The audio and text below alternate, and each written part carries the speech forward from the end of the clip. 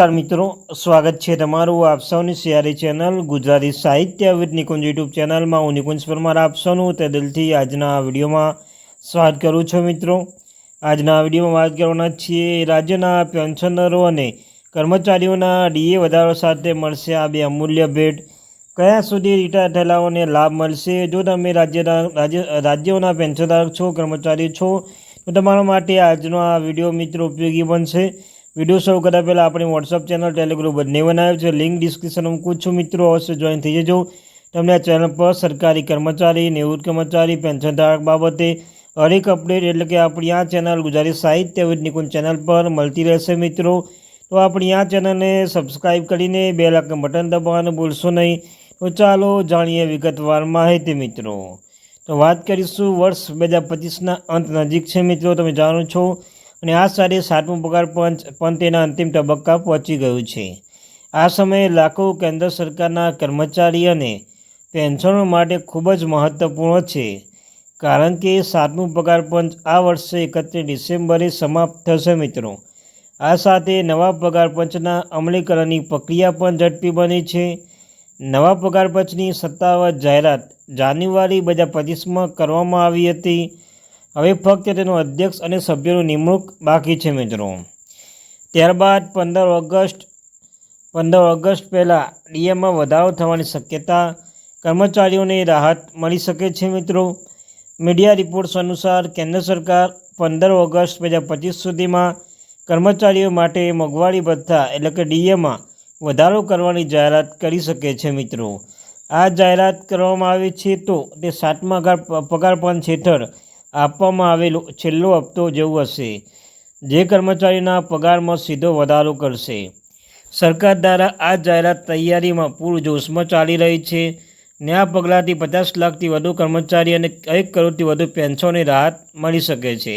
આ મિત્રો, તમે જાણો છો કે આ મહિના 15 ઓગસ્ટ આવી રહી છે, તે 15 ઓગસ્ટ પહેલાં ડીએમાં વધારો થવાની શક્યતા જોવા મળી છે. મિત્રો, રક્ષાબંધન પર 2 દિવસ પછી છે, તો ટૂંક સમયમાં જ ડીએમાં 3 થી 4% વધારો કરવામાં આવશે. તમે જાણો છો મિત્રો, ગુજરાત સરકાર દ્વારા મુખ્યમંત્રી ભૂપેન્દ્ર પટેલ સેના જે દ્વારા મિત્રો ગુજરાતમાં મોંઘવારી ભથ્થામાં 55% હાલ ચાલી રહ્યું છે. 55% વધીને અહીં થશે તો 58% થશે. તો મિત્રો, 58% અનુસાર 1500 રૂપિયા વધે તેવી શક્યતાઓ આપણને જોવા લઈ રહી છે. મિત્રો, ત્યારબાદ વાત કરીએ નવા પગાર પંચથી પગારમાં મોટો ફેરફાર થશે.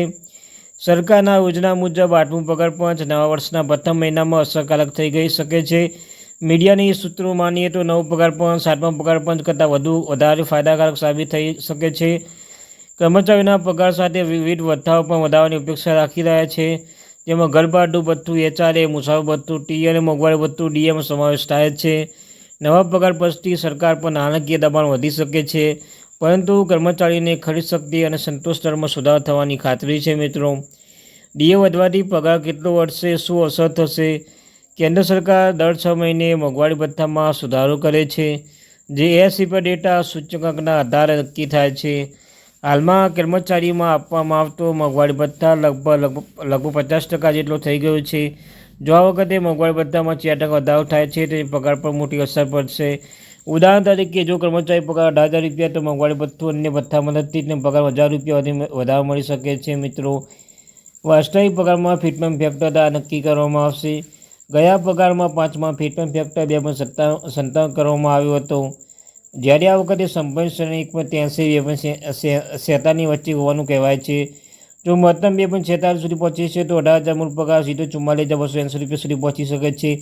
છઠ્ઠા પગાર પંચ દરમિયાન 54% વધારો જોવા મળ્યો હતો, જ્યારે 7મા પગાર પંચ ફક્ત 14.3 સુધી મર્યાદિત હતો.